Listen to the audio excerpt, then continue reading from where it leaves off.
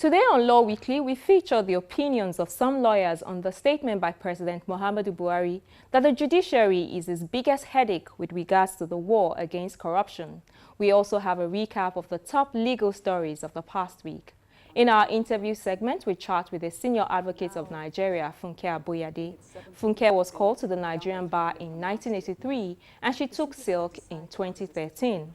In this interview, we talk about some of the judgments on election petitions from the Supreme Court, the anti-graft war of the federal government, and more. Hello and welcome to the program. I am Shola Sheyeli. It was at a town hall meeting with some Nigerians living in Ethiopia that President Muhammadu Buhari said that as far as the anti-corruption fight is concerned, the nation's judiciary remains his major headache. President Buhari cited his travails in court in his 3 previous attempts at becoming president and concluded that these were clear indications that the judiciary needed urgent reforms. What do legal practitioners make of these comments of the president? We have a few reactions up next. The president has not been able to come out of his old background. He was known as a reputable dictator who used the military instruments to suppress and repress both the press and the judiciary. So if he has come to say that judiciary is his greatest headache, it means that he's still having a hangover, the military hangover. How will somebody who has been voted in as a beneficiary of the rule of law process says the judiciary is his greatest problem? So you should know that there's something wrong somewhere. That is the first thing. The second thing is that tells you that the president is not an ordinary man like you and I, because the judiciary, they say, is the last hope of the common man, the ordinary man in the street. So if he says the judiciary is his headache, then it means that it's not, he has not seen himself in the shoe of the man on the cloth farm omnibus, the man in the jury bus, the man on the street. Perhaps not his biggest headache, but it's one of his headaches. And the reason is that we have a system of justice, or judicial system, that is adversarial. That means it is the prosecutor who does all the work. It is the prosecutor that has the duty of proof. He's the one that is to show that this accused person, even though caught red-handed in the act, committed the crime. And we find that an intelligent accused person, even right from the time he's committing the crime, is already preparing to cover his tracks. And our prosecutors, the EFCC, the police, the Ministry of Justice, are hampered by the fact that they don't have very good investigators. The investigators are hampered by lack of scientific assistance. So that slows down how we can prove that this accused person actually committed the crime.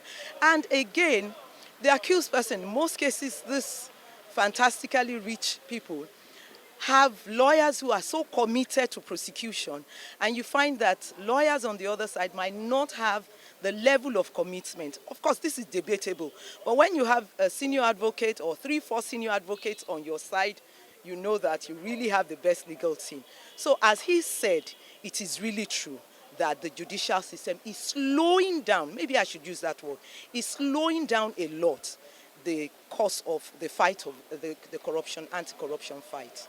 If the president understood how the judicial system works, it's not a one-day off thing. Like if a matter starts today, it goes through procedures and you don't expect to come to court and get it done today, except there's an avenue, since the new adversarial justice system allows that matters be done every other day without delay. I think with that, it's a yardstick to say, oh, there's an improvement on the judicial system. So that is where I see it. If he knows how the system runs, well, he should speak from that, but he's not a lawyer, so he can't speak from that point of view. All hands must be on deck to fight this war. This legislation must repeat our laws to meet the current situation on ground. The current laws are so static, Like I expected the legislation by this time to be enacting law as to stiffer punishment on whoever plays with Nigerian money. But sometimes when the case is in court, judgment are delivered according to the law, not according to public opinion, not according to settlement. If somebody is charged to court and there's no evidence to nick him, you have to release him. That's why the legislation has a very important role, because they are very vital in the society. They are one of the integral parts of the arms of government. They have a role to play. And what is the role to play? Is to amend the laws. When they amend the law to reflect the situation, law is not static. It's a living law. Law, it has to be living. Law is not made for man. Law is not made for man. No man made for the law. Law is to meet the requirement of the society. Is to be in tandem in what the society is yearning for. And what are we yearning for in Nigeria? Is to reduce corruption, because that corruption has almost killed everybody. So I urge the National Assembly to bring out our penal code, to bring out our constitution and all the relevant laws and amend it to reflect the situation, so that at least we can make positive change.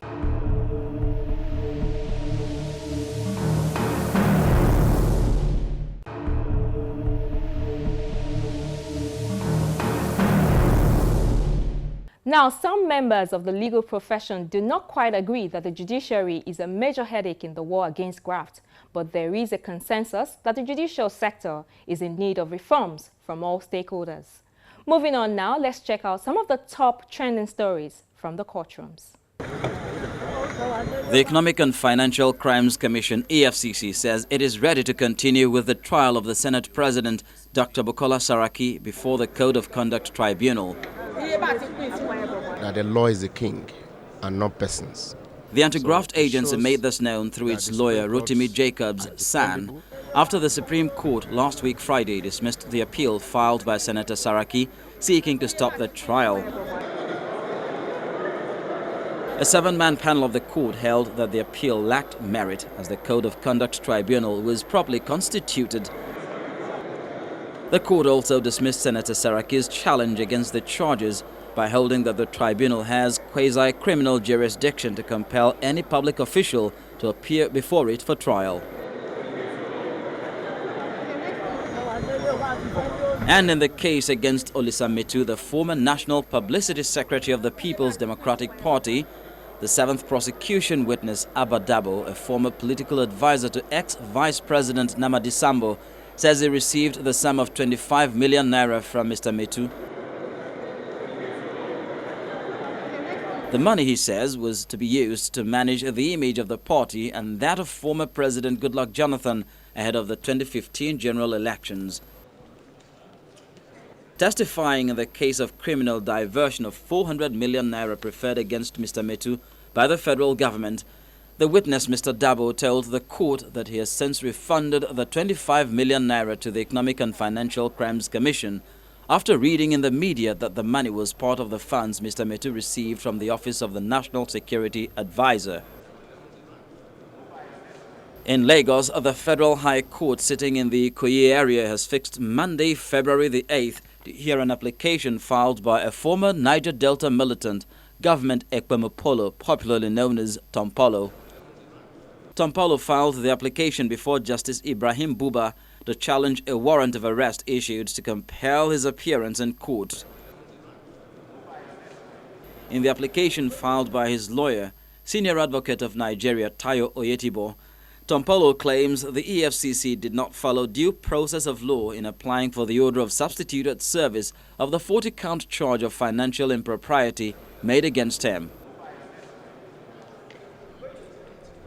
And the 5th prosecution witness, Mr. Emeka Emenalo, last week Friday, told the Federal High Court in Lagos that his company was used as a channel to obtain about 72 million naira from the Maritime Administration and Safety Agency, NIMASA. The witness, who is the sole proprietor of O2 Services Plus Nigeria Limited, made the statement at the trial of Patrick Akpobolokemi, the immediate past Director General of NIMASA. Mr. Akpobolokemi is standing trial alongside 6 others on a 22-count charge bordering on allegations of conversion and fraud to the tune of 2.6 billion naira. All the accused persons pleaded not guilty to the charges. Justice Ibrahim Buba has adjourned the case to February the 16th for continuation of the cross-examination of the witness.